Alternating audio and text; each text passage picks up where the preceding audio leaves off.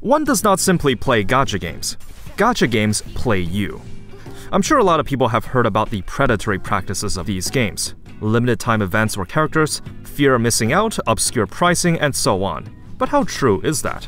Well, today, allow me, a psych major, to chime in, which is, by the way, one of the most useless degrees in college ever, but at least I get to make this video. I'm going to show you all the psychological tactics I can think of in which gacha games employ to retain and keep you playing. At this point, I've reviewed several gacha games, and I've even started out this channel going over one in particular. Hopefully at the end of this video, you will understand the many nuances of these predatory game practices and know how to take precautions to not get yourself trapped in the hands of these developers. My name is Psyche, let's get started. First, let's establish some expectations. By its core, gacha games, and by extension live service games, have two primary goals in mind: to have players play the game for as long as possible, and spend as much money as possible. But this makes sense if you think about it. As part of the player base, you would want your game's popularity to grow, and want to keep the developers within good financial status so that they can continue to make meaningful updates to the game you enjoy. I am also one to believe that the monetization and retention techniques don't have to be abusively implemented. One expectation I do have, which I understand some people may have critiques about, is endgame optimization. In a gacha game, this is handled by one of two ways. The first is by making endgame upgrades very grindy, taking up resources that may take a while to obtain. This approach guarantees progression, albeit very slowly at a time. You know that farming every little of resources gets you closer to that final upgrade, and that is progression on your account. The light is at the end of the tunnel, you just have to get there. The second approach is by implementing an RNG gearing system. This will be your artifacts in Genshin. By making endgame progression chance-based, players won't know how close they are to their desired late-game build, since anything can happen with any given artifact. The advantage with this system is that you could get lucky, and instantly be able to get a viable piece of gear on your first try.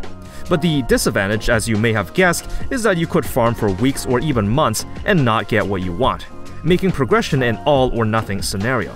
I do expect either of these systems to be in place for any given gacha game. The question is, how well is it implemented?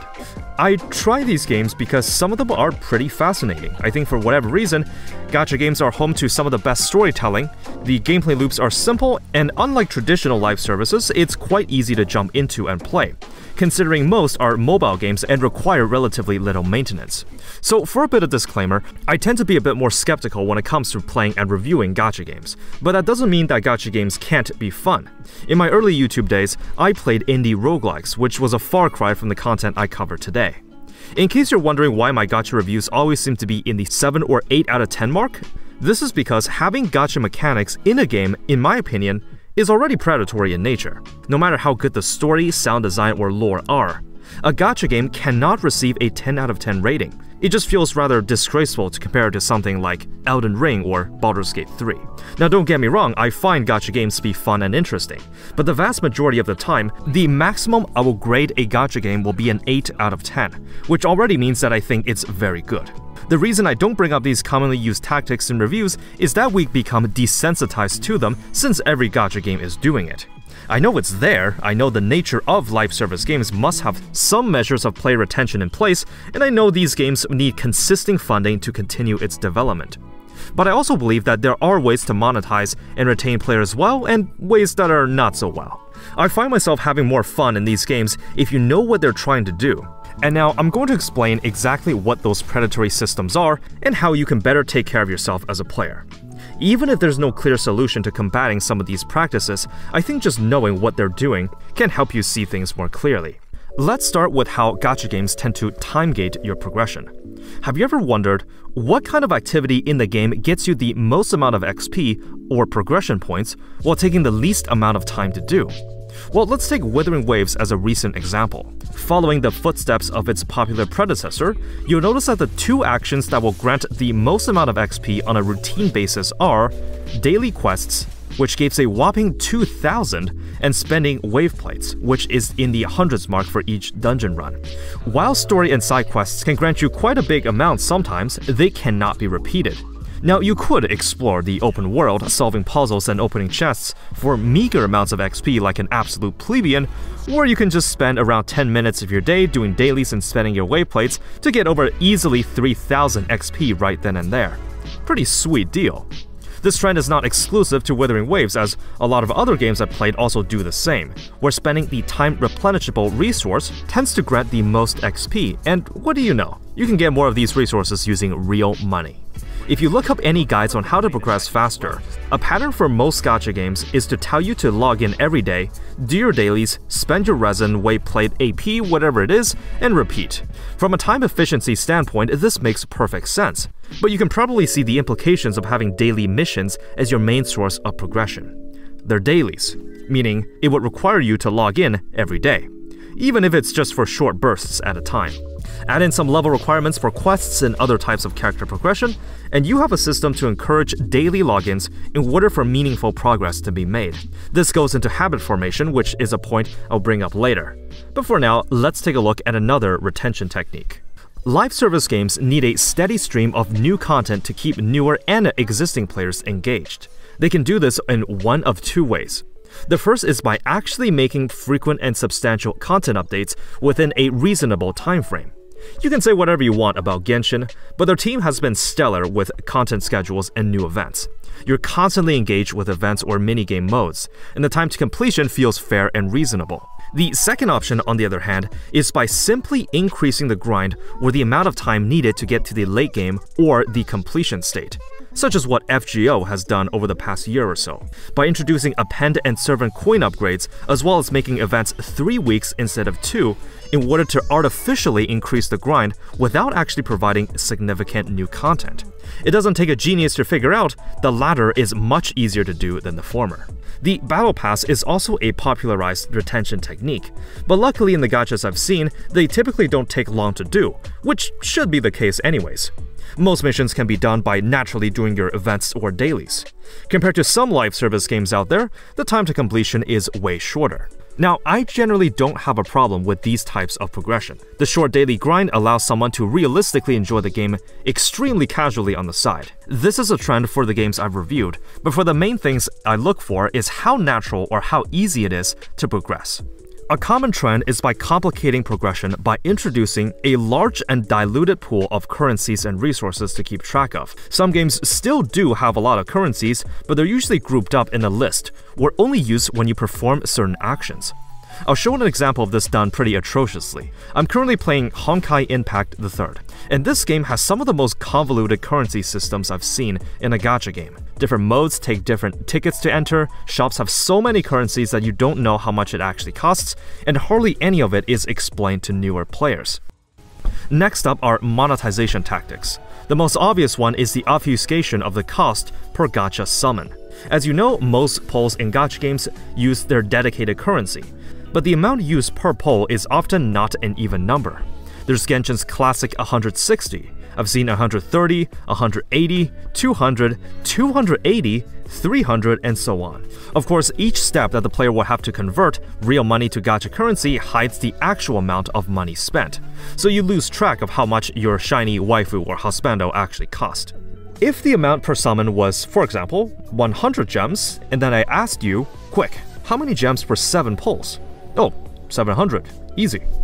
But if it was 160 gems per poll, and I asked you the same, suddenly you have to do one more calculation. You gotta use your head a little bit. It doesn't help that the majority of gacha currency packs are listed in off amounts, not in even purchases that equate to a certain amount of polls. So in the human cognitive processes, we use our brains in one of two ways. There's System 1, which is the fast, automatic process, and System 2, which is the slower, more deliberate way of thinking. If I asked you, what's 2 plus 2? Well, unless your name is O'Brien, you would have thought of 4 immediately. You didn't need to think about that. If I showed you a box of donuts and I said, hey, pick one, you got 5 seconds to decide. Then you might pick your favorite one, such as the chocolate one, or the plain one, or the sprinkle one. You don't necessarily need a reason to pick a donut. When you do these actions, you're using the System 1 way of thinking. Automating these processes are helpful in everyday life. Of course, if we gave a thought to every single action we did, it would be very inefficient. On the other hand, certain decisions you make in life, such as which college to go to, which job offer to accept, we would often have to sit down, weigh the pros and cons, and really think about it. This is System 2 at work. A general rule of thumb, we hate using System 2, because we actually have to use our heads. This is especially seen in present days, where social media sites like TikTok and Twitter promote a constant stream of stimulation to keep you hooked. Don't think, just consume. Mindless consumerism is a topic that would probably take way longer to dive into, and a topic that's not necessarily related to this video, nor do I have the knowledge to go over it. But this is a problem that's very prevalent in the present day. This is exactly something that gacha games' cousin, casinos, try to exploit. By obfuscating the cost of the gambling currency, you lose track of how much you actually spent. And if you don't get what you want, especially if you're in the heat of the moment, you're not thinking, okay, so I need to spend this much money to guarantee the item I want. Instead, you're thinking, I want this, and I need to spend more money to get it. How much? I don't know, and I don't care. But I need to spend money until I get it. The best way I can mitigate this is by calculating roughly around how much gacha currency I need in order to guarantee the results you want. Remember, casinos and by extension gacha games don't want you to think. It is to their advantage for you to mindlessly consume and spend money until you get what you want. The one trump card you have as a gacha player is the pity system. This is, in my opinion, the main differentiator between classifying gacha games as gambling or not. You can't pity a jackpot on a slot machine, but you can guarantee your 2D waifu here. For example, in Genshin, I generally try to save enough to fully reach pity to guarantee one copy of my desired character. When I pulled for Chloride, I had around 27,000 Primo Gems. If you do some rough calculations, a round of pity is around 80 pulls, so multiplied by the 160 Primo Gems per pull, that's around 12,800. But in case I lose the 50-50, times that by 2 and I get around 25,000. In this scenario, I am guaranteed to get at least one copy of Chloride.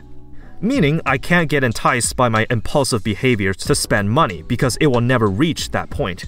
For the record, if a gacha game does not have a pity system, and believe me there still are these days, then the section where I review monetization will instantly get a failing grade. I generally judge the game by the generosity of the gacha currency given and the rates that a player can realistically obtain new items as a casual. Another subtle practice is the use of a free daily pack found in the cash shop. Whenever you log in every day, there will be a red notification button next to the shop which you can go in and claim your daily free goodies. Now, the idea for this one is that when you're in an environment where you're expected to buy things, you're more likely to spend money. Of course, in a virtual environment, this can be a bit different, but the idea is the same. Path to Nowhere actually does something pretty sneaky here, where they put the free pack on the right side of the cash shop, so you have to scroll through all the paid stuff in order to see it. Not only that, one can easily defend this by saying, well, at least it's better than nothing, you're still getting a bit of free extra goodies every day, so you should still be grateful for it. You see, we're defending predatory practices one step at a time. Now, here's something dangerous that some live service games might try on you. Remember System 1 and 2? Well, let's go back to that college application example. If you were offered to be accepted into 2 different colleges, you will likely have to research the backgrounds and suitability of your choice, since it is a pretty big choice in one's life. But let's change this scenario a little bit. What if you are given 2 offers, same as before, but both colleges send you an urgent email? If you don't accept the offer in 5 minutes, then both offers will be rescinded. Uh-oh, now we're running into a problem. You need to decide now. You can't rely on searching things up or really thinking about your choice. In this scenario, you're forced to use the System 1 method of thinking, when this decision really should have required System 2. You have to go by your gut instinct. Let's relate this into a game. If a gacha game gives you a flash sale deal, where you can spend quite a lot of money for some in-game resources, but you don't actually know how valuable those resources are, or they're worth the money at all. But, uh-oh, it's actually a limited time offer, and it's going away in just 2 minutes. Well, now you have to make an impulsive and instinctive decision, to buy it or not buy it. When we're under stress, we often don't have the luxury to think things through, and this is exactly what is being exploited. Now, this technique is nothing new in gaming, but used quite often by pushy salesmen, nudging you to sign a contract. I don't see this tactic being used very often in gacha games, but this is something I want to bring up. The next up is FOMO. You've likely heard of this term before. It stands for fear of missing out. Limited time events, cosmetics, characters, you name it. If you don't snag them now, they might not come back for a long time, if ever even. Ideally, when I judge these games, a player should not feel left out or behind progression if they join late or are thinking of taking a break. This is the reason I have a FOMO section in my reviews. I cannot in good faith support practices of having experiences or rewards locked behind time-limited events that don't come back, especially if that event contains important lore implications or very desirable items. This is one of my biggest gripes with a lot of these games. It is very predatory in nature, and I really hope this isn't common practice when people see the success of Genshin when they do this. The effects of FOMO elements should be apparent. They force you to monitor the game constantly to ensure no rewards or events are missed. You might not necessarily enjoy playing the game, but rather it will make you feel pretty bad if you missed out on something important. It's completely to the game's discretion if they want to rerun any past events or make past content permanently available. Some do it well, and some not so well. Now, something I want to bring up is that despite all these measures, getting someone to start an additional live service game is actually a very hard sell. Your time is limited. Everyone likely has existing responsibilities, such as school or work. Currently, you might play one or more gacha games. But how would you feel about adding one more to the pile? This year alone, we had Withering Waves launch, Triple Z and Azure Promelia coming later. The question is, are you going to start playing any of these games? And are you even going to give them a shot? If you have no plans to start a new one or even try it, what's stopping you? And how will any of them market itself so that you would at least give them a try? And conversely, how badly would any of the games you're currently playing mess up to make you not want to play it anymore? In the post-information age where live service games have reached full saturation, every shiny new title around the block is vying for your attention. Players today have a lot of choices of what games they want to engage with. The major difference between your traditional live service games and gacha games is that gacha games are considered way more casual and does not require a large time sink versus something like Call of Duty. It's not unusual for one to advertise itself as a side game, one you can manage on your daily commute or morning routine and be done with in like 5 minutes. The traditional gacha game today have very short daily mission routines. It's way less stressful to manage if you add 5 minutes to your daily schedule, but even with such low maintenance, when you have to juggle and micromanage so many games, you'll have to make a choice. Which ones to continue and which ones do you drop? Due to a lot of these subtle practices with retention and monetization, the choice can be quite difficult.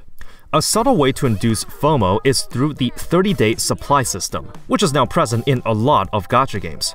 From a cost-efficient perspective, it makes perfect sense for low spenders to gain a lot of value with very little fees. But there's just one problem. As you may have guessed, if you don't log in for a day, this can make you lose out on those precious rewards. The same for Battle Pass systems too. This idea ties to something called the sunk cost fallacy, and the natural human tendency to avoid losses, aka loss aversion. I mean, you've already committed so much time and money into something, it will be a shame to stop. This is a very strong motivator to retain players, but I do have a way to combat this. The sunk cost fallacy is exactly that, a fallacy. The main misconception here is that it doesn't matter what you do, you're not getting back the money you spent. For a real-life example, it's like if you bought a ticket to a concert, but right before the event, your friends invite you to go clubbing. You know that going clubbing with friends will be fun, but since you had already spent money on the concert ticket, you're more inclined to try that out instead, even if you may not enjoy it as much. After all, it will be a shame not to go. But this is just it. No matter what choice you pick here, the money spent on the ticket is gone. The rational choice here will be to go clubbing instead, since you know that your time will be better spent. Unlike money that one can always make back, your time is invaluable. In most live service games, there is a starter pack that lets you spend a small amount of money for a big boost. This can be as little as $1 and is typically considered as your entry ticket, since once you justify spending even that minuscule amount, you're now invested in sunk cost, and it's way easier for you to justify spending a bit more. Even if at the present time you don't enjoy the game too much, but since you know that you have invested money into it, you're more inclined to play it further. After all, it will be a shame to stop. Have you ever logged into a game you play every morning, did your dailies, and wondered, Wait a minute. Why am I doing this? What would happen if I just didn't log in for the day? When these retention systems are in place, it can almost make it feel like it has become part of your routine without thinking about it. This is habit building, and it is designed that way by nature. Here's my challenge to you. For tomorrow, just don't log in to any of the gacha games you play. Easy, right? Well, maybe at first, but try to think to yourself, what would you miss out if you didn't log in, and how bad would you feel about it? If you've been playing a game for long, it can be increasingly hard to quit. Because you're in so deep in terms of time and money invested, it would be such a waste to stop now. But let me suggest something that may change your perspective on this. Imagine the total amount of money you spent on a game as the total cost of a ticket used to go see a live show. Maybe you spend nothing. Maybe you spend a couple hundred, 200, 1,000, and maybe even more. On the other hand, the total amount of time you spend playing the game is the duration of the live show itself. The show may have gone on for a week, a month, a year, maybe even more. It may have been a very expensive ticket, and it may have been a long show. But even the best of shows must come to an end. You got your money and time's worth. Now that the show is over, it's time to go home. You're leaving the theater feeling satisfied and content that you've seen such a good performance. This is how I could imagine how letting go of a game could look like. You never wasted any money or time, it was all worth it at the end, and you're ready to move on. There's a reason I say, thank you for watching, and as always, have fun with the game. As always, have fun with the game. Thank you for watching as always, and remember, have fun out there. I think with the growing nature of live service games, we often no longer play them because it's fun, but because we would feel left out if we didn't. With all these predatory practices, I think often we forget why we play games in the first place, and it's to have fun. It's as simple as that. Which means if you're not having fun with a game, and are playing for FOMO, sunk cost, or just gambling tendencies, just stop playing. I am demanding you to stop playing games that you don't find fun. Hopefully with the lessons here today, I was able to better prepare you for any future games you may pick up and playing them more cautiously to not fall into any of these traps. After all, gacha games can be fun, but just never lose sight of why you play them. Thank you for watching, and as always, have fun out there.